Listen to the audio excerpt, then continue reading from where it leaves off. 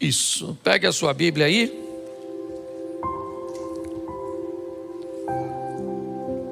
João capítulo 5, verso de número 17. João 5, 17. Coloque para mim, por favor, na tela.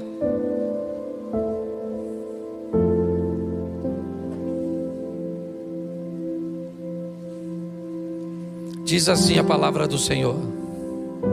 João capítulo 5, verso de número 17. Isso. É João 5. Aí é João 1. Isso. Por isso que a Bíblia de papel é bom, tá vendo? Porque provavelmente você já achou. Amém? Isso. E Jesus lhes respondeu: meu Pai trabalha até agora e eu trabalho. Meu Pai trabalha até e eu trabalho. Meu Pai trabalha até e eu trabalho. E eu trabalho. E eu trabalho. Glória a Deus. Isso, o povo precisa trabalhar. Certo? Bom, inúmeras vezes quando você vai olhar Deus chamando pessoas, dificilmente você vai ver Deus chamando alguém que está à toa. Me parece que na ótica de Deus, quer que algo seja feito, peça a alguém que está ocupado. Porque se alguém está desocupado, alguma coisa tem. Ele pretende chamar Moisés para libertar o povo, e Moisés está trabalhando quando tem a visão da sarça. Ele pretende chamar Gideão, ou um libertador, para libertar o povo dos midianitas, e ele pega um cara que está malhando o trigo no lagar. Ele quer um rei para Israel, e tanto Saul está procurando, né, os animais de seu pai, quanto Davi está trabalhando. Aliás, quando Samuel chega na casa de Jessé para ungir o rei, o único filho de Jessé que está trabalhando é Davi. E Deus disse: olha, ninguém come nada antes do trabalhador chegar. Mas hoje eu quero falar de Eliseu, um indivíduo que foi chamado, é verdade, para substituir nada menos, não vou dizer substituir, mas para dar sequência ao trabalho, né, ao ministério de Elias. E ele também estava trabalhando. E hoje eu quero te mostrar que a vida, inevitavelmente, ela vai requerer de você esforços, posicionamentos, ações que vão gerar para você resultados. Muitas vezes as pessoas ficam buscando resolver alguns problemas, mas não vão na fonte do problema. Então acabam vivendo apenas paliativos e muitas vezes vivenciando ciclos. A vida de algumas pessoas parece um looping. Ou seja, hoje ela está bem e ela vai indo bem, mas de repente ela volta novamente numa crise, num afastamento, ela volta num problema. São casamentos vivendo isso o tempo inteiro, nunca conseguem uma constância. E eu quero mostrar hoje, na trajetória do profeta Eliseu, como as coisas aconteceram, e pegar alguns exemplos para aplicarmos no nosso cotidiano. Deixa eu te explicar. Quando nós queremos que alguns princípios bíblicos eles se cumpram na nossa vida, o mundo espiritual, apesar da palavra ser poderosa, e nós aprendemos isso e muito, que há poder na nossa palavra, o mundo espiritual, ele não respeita simplesmente o que nós falamos. O mundo espiritual respeita o que nós fazemos. Eu não sei se você lembra quando alguns tentam expulsar um demônio utilizando a metodologia do apóstolo Paulo, eles ficaram olhando como Paulo expulsava um demônio, e quando um demônio apareceu, eles usaram o mesmo método de Paulo. E o demônio disse para eles: Paulo, eu sei quem é. Aquele que Paulo diz, eu também sei. Mas e vocês? Quem vocês são? Então é muito importante você e eu entendermos que a nossa vida está aguardando decisões, posicionamentos, posturas, que podem nos levar para um lugar. Como eu sempre digo, futuro para nós não é um tempo, futuro para nós é um lugar. E para que lugar eu estou indo? Basta eu olhar o que eu estou fazendo, como é que eu estou me posicionando. Quando nós vamos olhar para Eliseu, eu vou pegar desde o momento que ele aparece, vai ser rapidinho, 5 tópicos, bem rapidinho, para que você entenda. Eu só preciso que coloque aqui, nós estamos com algum problema aqui? Não? Então vamos lá. Primeiro livro dos Reis, capítulo de número 19, verso de número 19. Primeiro livro dos Reis, capítulo 19, verso 19. Partiu, pois, Elias dali e achou a Eliseu, filho de Zafate, que andava lavrando com 12 juntas de bois adiante dele. Ele estava com a 12ª. Elias passou por ele, lançou a sua capa sobre ele. Põe o 20. Então deixou ele os bois, correu após Elias e disse: deixa-me beijar meu pai e a minha mãe, então eu te seguirei. E ele disse: vai e volta, porque te tenho eu feito. Por que te tenho eu feito? Vamos lá. Deixou os bois. Isso aí. Voltou, pois, atrás dele, tomou as juntas de bois, os matou, e com os aparelhos dos bois cozeu as carnes, deu ao povo, comeram. Então se levantou, seguiu Elias e o servia. Preste atenção. Esse é o momento que o nome de Eliseu aparece na Bíblia pela primeira vez. O momento em que Elias entra no campo que Eliseu está trabalhando, e Eliseu vai receber, o chamado ministerial. Mas preste atenção, quando ele recebe o chamado, ele tem o que Deus deu para todo mundo: livre-arbítrio. É importante nós entendermos isso. Eu expliquei isso num videozinho meu do Instagram. Deixa eu só pincelar um pouquinho nisso. Cuidado para não, na hora do evangelismo ou na hora do confronto, não ensinar pessoas de forma errada. Todas as vezes que você disser que Deus proibiu alguma coisa de ser feita, entenda: se Deus proibiu, Ele é o soberano. Se Deus diz que o homem não pode fazer, o homem não faz, mesmo que tente, porque Deus é soberano. Uma coisa é o que Deus diz que não pode, outra coisa é o que Deus diz que não deve ser feito. Cuidado para não misturar isso. Deus diz: o homem não vive para sempre. Tenta. O homem é obrigado a envelhecer. Ele pode acessar métodos, ele pode acessar produtos que inibam, que diminuam o envelhecimento, mas ele não pode anulá-lo. Deus disse: o homem não vive sem oxigênio. Tenta. Deus disse: o homem não vive embaixo d'água, o homem não voa. Ele pode construir equipamentos para voar, mas tudo aquilo que Deus disser que o homem não faz, o homem não faz. Qual é o problema? É o livre-arbítrio. É aquilo que Deus diz que o homem não deve. O homem pode matar, sim ou não? Sim ou não? Claro que pode, porque se ele não pudesse, ele não matava. Ele pode roubar? Ele pode fazer o que quiser com o corpo dele? Claro que pode. Ele não deve. Esse é o grande problema. Nós precisamos entender que o que Eliseu vai receber no campo que ele trabalha é o que eu recebi um dia. Aliás, o que eu recebo todos os dias: o direito de decisão.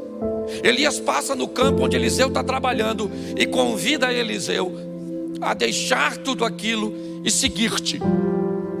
Nesse momento Eliseu tem o direito, porque presta atenção, decisão é sua.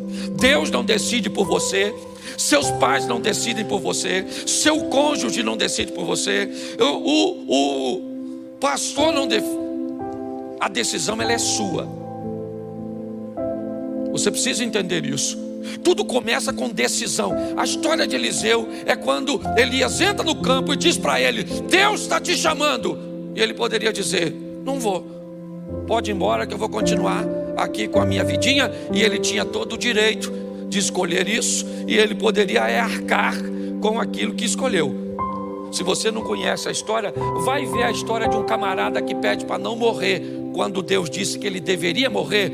E você vai ver qual foi as dores que Ezequias viveu, que não precisava ter vivido, no período de 15 anos que ganhou de vida.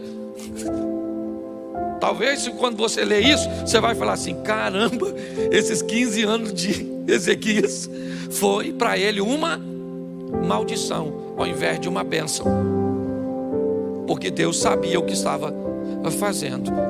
Quando nós olhamos para esse momento, o que nós vamos ver é que quando Eliseu decide ir, ele vai até Elias e diz: eu vou, mas eu não vou de qualquer jeito.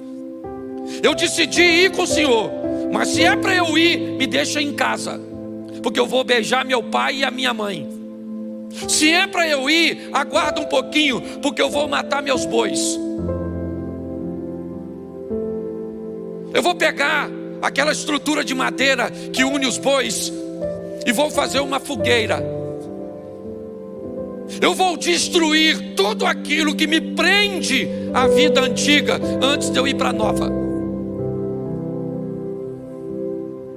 Eu não sei se você já ouviu falar de uma batalha, né, de Siracusa, uma batalha contra Cartago, onde assim que as tropas descem para uma batalha, o capitão manda incendiar todos os seus navios. Ele manda atacar fogo nos próprios navios, simplesmente para dizer para ele mesmo e para todos os seus soldados que não há uma segunda opção. Ele chegou ali, ou ele vai vencer ou ele vai vencer, não tem outra, é só vitória. Quando nós queremos mudar de vida, o poder de decisão foi o que fez Ruth e com Noemi, foi o que fez Daniel mostrar quem era Deus na Babilônia. Todas as pessoas que estão decididas, o poder de decisão, certo? Quando nós lemos o profeta Daniel, o texto diz: e Daniel decidiu no seu coração não se contaminar. Quando Noemi viu que Ruth estava totalmente decidida, parou de interpelá-la. Todas as vezes que o mundo, a vida, entende que você decidiu, ela sabe que a sua vida vai para a próxima fase. Quando nós olhamos Eliseu, o que ele faz? A história dele começa com a força da sua decisão. Eu mato os bois para quê? Porque eu não vou voltar mais. Vou beijar meu pai e minha mãe e vou dizer: nunca mais eu pego no arado, nunca mais eu vou voltar à minha vida antiga, porque Deus está me chamando para uma nova vida e essa antiga não me cabe mais. Você sabe qual é o problema? Muitos de nós deixamos um ambiente seguro, tentamos levar uma nova vida com velhos amigos, com velhos hábitos, com uma velha postura. Inevitavelmente nós não vamos obter êxito. Sabe por que a Bíblia diz que é melhor você ser frio ou quente, mas você não pode ser morno? Porque nada atrapalha mais o evangelho do que um crente morno. Se o cara está dentro, ele está dentro. Se ele está fora, ele está fora. Mas se ele está dentro de qualquer jeito, ele atrapalha o sistema, ele joga contra. A história de Eliseu começa com uma decisão, e a decisão dele é o seguinte: o que me prende à vida antiga? Meus bois e esse arado. O que eu faço com ele? Eu mato, dou uma festa e mostro para todo mundo que essa vida antiga não me cabe mais. Acabou. Vocês estão me vendo pela última vez cuidando de um arado. Eu estou indo para a próxima fase. nós precisamos tomar essa postura de decisão quando vamos andar com Deus. Abandonar a vida antiga e dizer: não me cabe mais esse tipo de comportamento, esse tipo de amizade, esse tipo de negócios. Isso não cabe mais, não me pertence, não faz parte mais do meu mundo. Mas isso é uma decisão que você tem que tomar. Provavelmente ela não vai ser fácil. Por quê? Porque ela vai depor contra você. Você vai ter contra você diversos argumentos, sejam eles financeiros, sejam eles emocionais. Inevitavelmente. Só que é você que decide. A história aqui começa com uma decisão. O próximo passo, segundo livro dos Reis, capítulo 2, verso 1. A segunda etapa da vida de Eliseu. Segundo livro dos Reis, capítulo 2, versículo de número 1. Sucedeu, pois, que havendo o Senhor de elevar a Elias num redemoinho, ou um redemoinho ao céu, Elias partiu com Eliseu de Gilgal. Presta atenção. Elias está agora indo para a fase final de seu ministério, e o ponto de partida era Gilgal. Eu gosto dessa cidade. Coloca para mim, por favor, Josué capítulo 5, verso 8, só para me mostrar para vocês o que significa a palavra Gilgal para o povo, para Eliseu. Isso. E aconteceram que, acabando de circuncidar toda a nação, ficaram no seu lugar no arraial até que sararam. E disse mais o Senhor a Josué: hoje revolvi de sobre vós o opróbrio do Egito, pelo que o nome daquele lugar se chamou Gilgal até o dia de hoje. Estando, pois, os filhos de Israel alojados em Gilgal, celebraram a Páscoa. Presta atenção. Gilgal, Páscoa. Gilgal, circuncisão. Para um judeu, duas coisas que têm o significado de aliança. O ponto de partida depois de uma decisão, eu vou deixar a vida para trás, é uma aliança. Quando nós falamos de casamento, nós dizemos que casamento é duas coisas. Uma, ele é um contrato. E segundo, ele é uma aliança. Como contrato, ele pode ser reincidido. Como aliança, não. A próxima fase da vida de Eliseu, o que é? É uma aliança. Ele vai assumir um compromisso com aquilo que ele pretende fazer. É um caminho que para ele não tem volta, é dali para frente. A história dele caminha com um novo comportamento, com uma nova visão, com uma nova mentalidade. Por quê? Para Eliseu, ele não tem mais para onde voltar. E se não der certo, eu volto para os meus bois. Eu não tenho mais bois. E se não der certo, eu já dei uma festa de despedida e disse para todos os meus amigos que aquela vida não me cabe mais. Quando eu decido me aliançar, inevitavelmente a minha vida, ela não tem mais retorno, não dá mais. Agora é apenas uma direção, é para lá que eu vou. Cristo é o meu Senhor, obedecer é a minha razão, é para lá que eu estou indo. 1000 cairão ao meu lado, 10.000 à minha direita, mas eu não vou ser atingido. Eu vou olhar tudo isso e sei em quem tenho crido. A vara e o cajado do Senhor é o que me consola. Eu sei o que eu estou vivendo, aquele que há de vir virá. Não interessa se as coisas estão acontecendo a meu favor ou contra, acabou. Para mim não interessa se quem desvia é o fulano, é o ciclano, se o outro adulterou, se fulano está roubando, se aconteceu isso, se minha mulher me trai, se meus filhos se perdem, se acontece isso, se eu perco tudo que eu tenho. Não, acabou. É uma aliança. Eu assumi um compromisso com Deus. É uma aliança que não tem como quebrar. Hoje está tudo muito condicional, sabe? Depende, tudo é relativo. Depende muito, sabe? Quais são as variáveis? Não, querido. O que Eliseu faz é uma aliança. Gilgal traz a representação de uma aliança. Circuncisão e Páscoa, ok? é aquilo que Davi olha quando vai enfrentar o gigante. Todo mundo está olhando para o gigante, Davi olha para a circuncisão. Todo mundo tem medo do gigante. Ele é grande, ele está bem armado, ele é poderoso. Nossa, ele é um perigo. Davi diz: quem é este incircunciso para desafiar o exército do Deus vivo? Eu vou matar ele. Por quê? Porque ele é forte, grande, mas eu tenho aliança com o Todo-Poderoso. Pessoas que têm alianças, elas vivem de forma diferente. Seu ambiente de fé é mais seguro. São pessoas que sofrem, é verdade. São pessoas que muitas vezes perdem, porque sofrimento e perda fazem parte da vida. É assim que funciona. As pessoas aliançadas, você pode notar, aconteça o que acontecer, ela está firme. Não interessa se ela está. Eu me converti em 1992. E pode dizer para você: até aqui me ajudou o Senhor. Eu nunca me desviei, nunca me envolvi num escândalo, nunca fiz nada, porque eu fiz uma aliança. Eu não tenho para onde voltar. Em 1992 eu deixei todos os meus amigos, eu parei de beber. Eu parei de fazer uma série de coisas.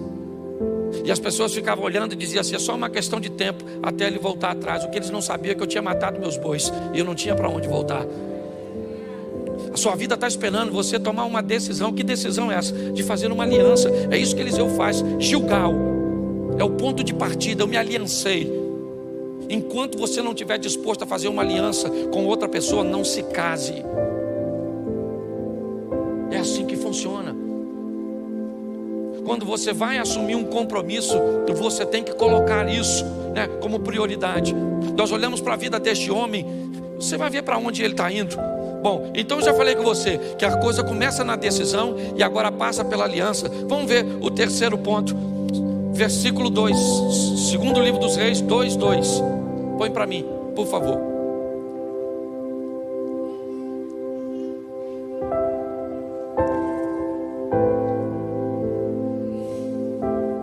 Nos diz assim: e disse Elias a Eliseu: fica aqui. Deixa por aí, por favor, porque eu vou usar para me ajudar. Disse Elias a Eliseu: fica aqui. Uma das frases que Eliseu vai ouvir o tempo inteiro nesse texto é: fica aqui. Ou seja, o tempo inteiro você vai ver uma solicitação. Não continue andando, paralise, interrompa a sua trajetória, não vá para o próximo ciclo, não vá para a próxima fase, porque me parece que é isso. A Bíblia diz: conhecei e prossegui e conhecer. Você vai viver de glória em glória, você vai viver de fé em... O que é isso? Isso são mudanças de ciclos.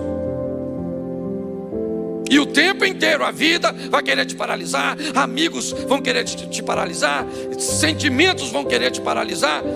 Elias disse a Eliseu: fica aqui, porque o Senhor me enviou a Betel. Porém Eliseu disse: vive o Senhor e vive a tua alma, que eu não te deixarei. E foram para Betel. Betel, na verdade, tem a tradução de casa do pão, casa de Deus.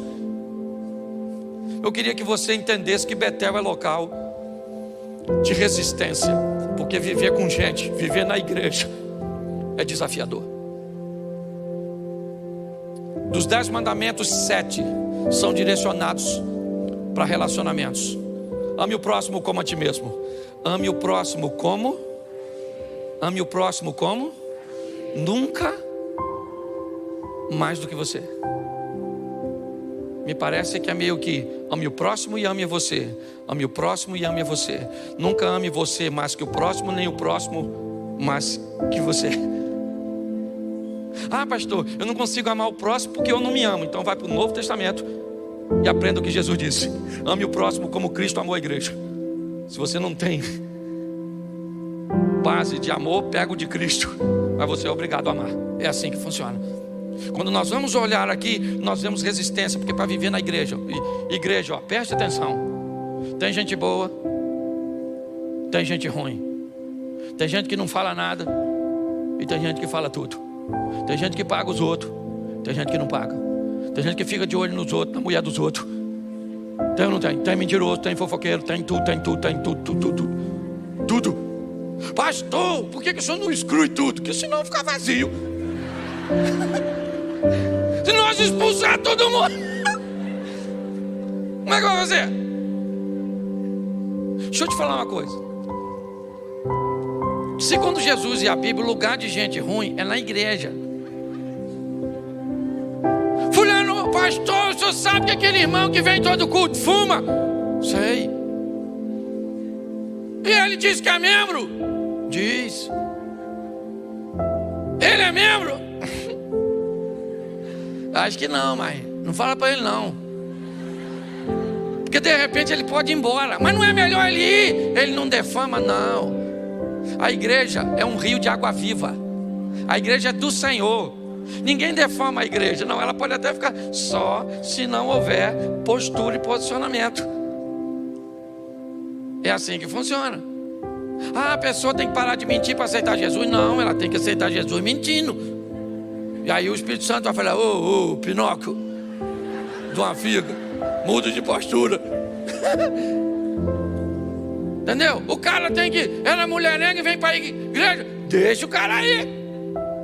Não pode ver uma mulher que ele entra em modo conquistador, já viu?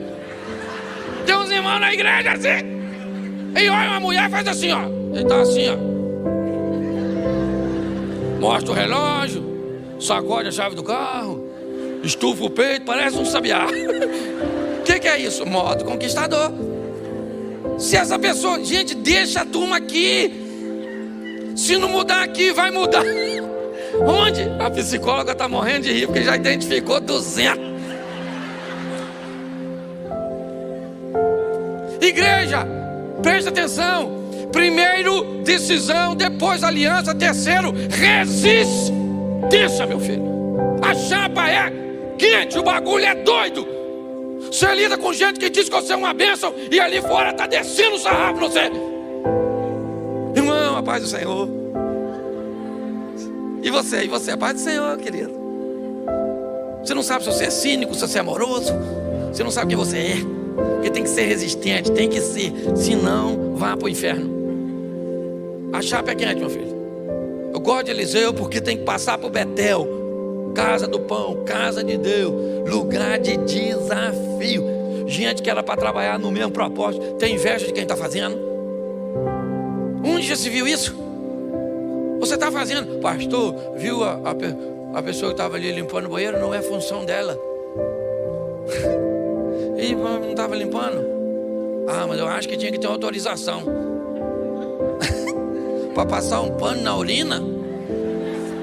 Precisa não. Deixa sem autorização mesmo. Você está rindo, mas é difícil, desafiador. Se você não se preparar, você não fica em igreja nenhuma, porque todo lugar tem. E qual é o lugar que mais tem? Aqueles que pensam que não tem. Lá que está o maior foco. Porque quando as pessoas sabem que tem, elas procuram mudar de vida. Então tem que ter resistência, meu filho. Tem que ter, porque a gente não sabe que hora Jesus volta. Quanto tempo ele falou que vai voltar? Ainda não voltou. Ó, eu era garota e já estava voltando. Jesus está voltando, Jesus está voltando, Jesus está voltando. Aceita ele, já aceitei, tem 30 anos. Ele não voltou até agora. Resistência, meu filho. É assim que funciona, tá certo? Quando nós olhamos, nós vemos isso. É o exemplo de Jó. Pensa num bicho resistente. Pô, o cara perdeu tudo, gente, não fez nada. Sabe o que ficou? A mulher dele. A única coisa que não morreu. Na minha opinião, devia ser a primeira. Não. Uma mulher extraordinária, resistente. Os filhos morreram, sim ou não? Ela divorciou. O Jó ficou todo machucadinho assim. Ela largou ele. Perdeu o dinheiro tudo. Esse dia o irmão teve aí uma aposentadoria bloqueada. A mulher dele foi embora.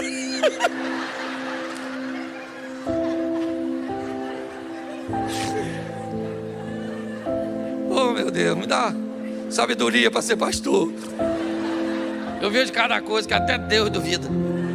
Estou falando sério, resistente, certo? Jó perdeu tudo, estava lá.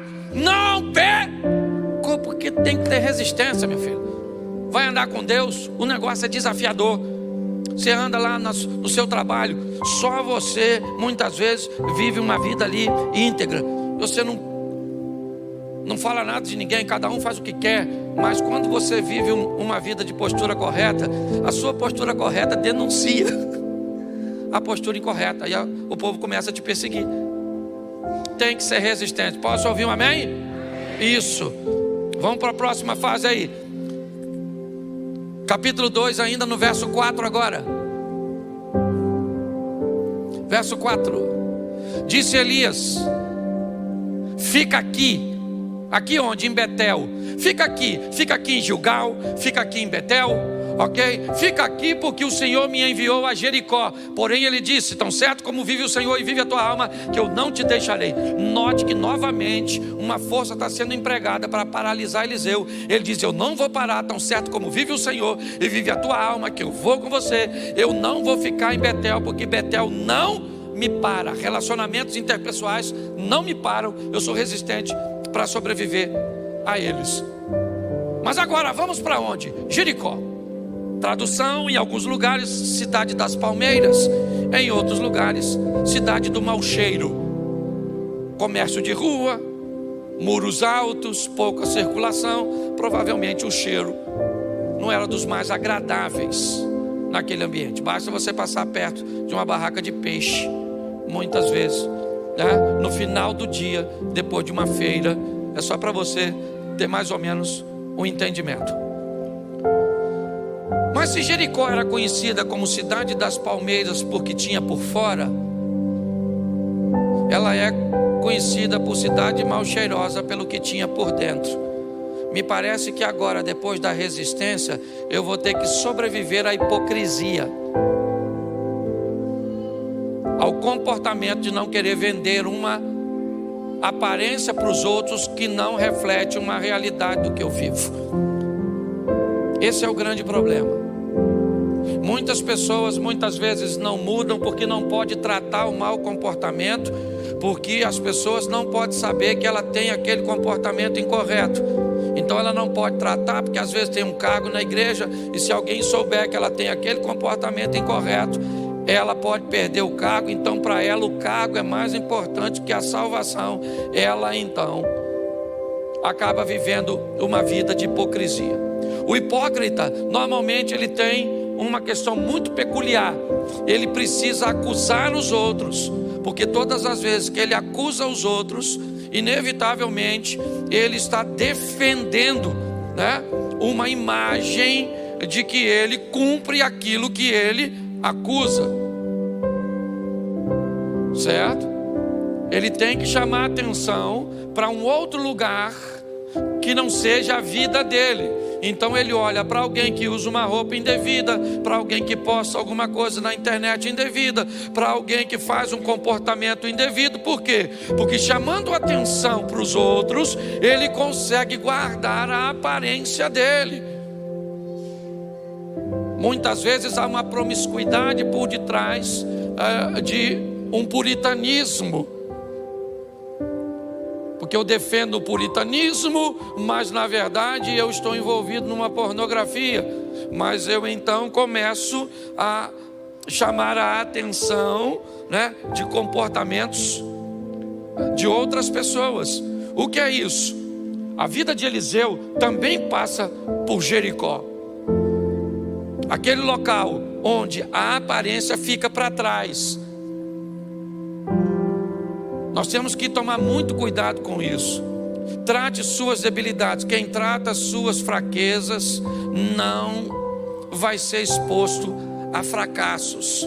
Quem tem coragem de dizer ou falar de suas debilidades não vai vivenciar escândalos. Cuidado com isso. A Bíblia diz que tudo que está em oculto, uma hora vai vir à tona. Entenda bem, o diabo manda fazer, mas não guarda segredo. É assim que funciona, certo?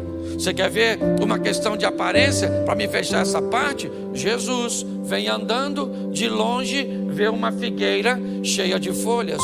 O que a figueira aparece? Que tem fruto. Então, como ela tem a aparência que tem fruto, Jesus vai até ela para buscar fruto. Mas pastor, o texto diz que não era tempo de fruto. Se não era tempo de fruto, aquela figueira não podia estar cheia de folhas daquele jeito. Quando ela está, no comportamento produtivo da figueira, quando ela estava daquele jeito, ela não era a única figueira em Israel. As outras figueiras estavam todas sem folhas. Aquela figueira estava cheia de folha. Então ela passava uma mensagem, ela transmitia uma aparência que ela tinha fruto. Jesus vai até elas, e quando ele chega lá, o texto diz que Jesus procura fruto e não tem, porque não era tempo de fruto. Se não era tempo de fruto, por que ela está aparentando que tem? Jesus disse: então a partir de hoje ninguém vai comer mais fruto de ti, porque quem quer viver de aparência vai perecer. Encare sua realidade, suas debilidades, suas fraquezas, se fortaleça. É isso que a Bíblia. Mas pastor, como é que funciona isso? Então quer dizer que eu tenho que ter uma decisão forte, eu tenho que assumir uma aliança, eu tenho que obter resistência, eu tenho que fugir da hipocrisia e de uma vida de aparência.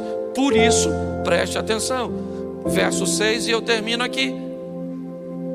E disse Elias: fica aqui, porque o Senhor me enviou ao Jordão. Mas ele disse: vive o Senhor e vive a tua alma, que eu não te deixarei.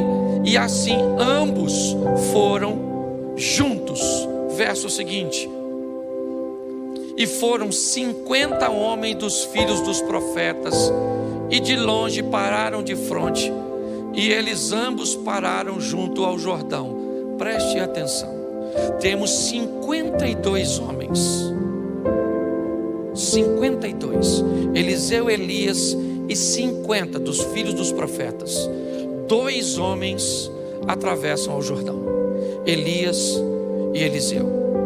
Se você quer saber qual é o resultado final dessa equação, é que quem toma decisão e leva adiante, estabelece uma aliança com Deus e vai viver num nível alto de resistência, não conservando uma aparência equivocada ou uma hipocrisia. 52, 2 atravessam, e um dos que atravessam sobe para encontrar com Deus, e o outro volta sozinho. Repita comigo: sozinho. Entenda uma coisa: a caminhada com Deus, de quem decide, faz aliança, tem resistência, certo? De quem foge da aparência, é uma vida solitária. Se nós tivéssemos mais pessoas, talvez fosse mais fácil, mas não temos. É bem solitário. Você vai para lá, para onde você trabalha, quantas pessoas querendo o que você quer tem lá? Pouquíssimas. Você vai para onde? Para a sua faculdade, para a sua universidade, para a sua pós-graduação, quantas pessoas tem lá? Preste atenção que é uma vida muito solitária. 52, 50 ficam e 2 passam. Eliseu vai para o outro lado, mas do outro lado, e aí que é legal, ele recebe coisas, vê coisas, vive coisas que a turma do lado de cá não vive. Eliseu vai lá rapidinho, Elias é levado ao céu, joga a capa, Eliseu rasga a sua capa, joga fora, pega a capa de Elias, volta, pega, toca o Jordão, atravessa, os 50 caras está do lado de lá. Ele foi sozinho, é verdade, porque quem resolve viver esse estilo de vida não tem muitos companheiros. Mas meu irmão, deixa eu falar uma coisa para você, minha irmã. O que você vai viver, o que os outros vão ver que Deus vai fazer na sua vida através de você, é algo extraordinário. Sua vida está esperando você decidir, se aliançar, se fortalecer, fugir da aparência e entender que não dá para ter muita gente. Eu falei aqui e encerro. Eu, dia 7 de setembro, comprei uma passagem, Peguei uma bandeira daquela que a gente coloca aqui, comprei uma camisa do Brasil, fui até a Avenida Paulista, abri e tirei uma foto. Marcelo estava comigo e o William também. Eu não tirei foto com ninguém, não subi em carro, não fiz nada. No dia 8, 63 mil pessoas deixaram de me seguir na rede social. Mas preste atenção. Eu vivo para quê? Qual é o meu propósito? Eu entendo que há solidão nesse estilo de vida. Não tem muita gente. Mas deixa eu falar com você. Se Deus for com você, as pessoas vão ter que ver. Porque quando Eliseu volta, ele volta com Deus. E todo mundo, Eliseu mandou um recado para o Naamã: manda esse cara vir na minha casa, porque todo Israel vai saber que aqui ainda tem Deus, porque eu sou profeta. Eu ando sozinho, mas não vivo de aparência. Sou resistente. É assim que funciona. Tenho aliança e decidi viver com Deus.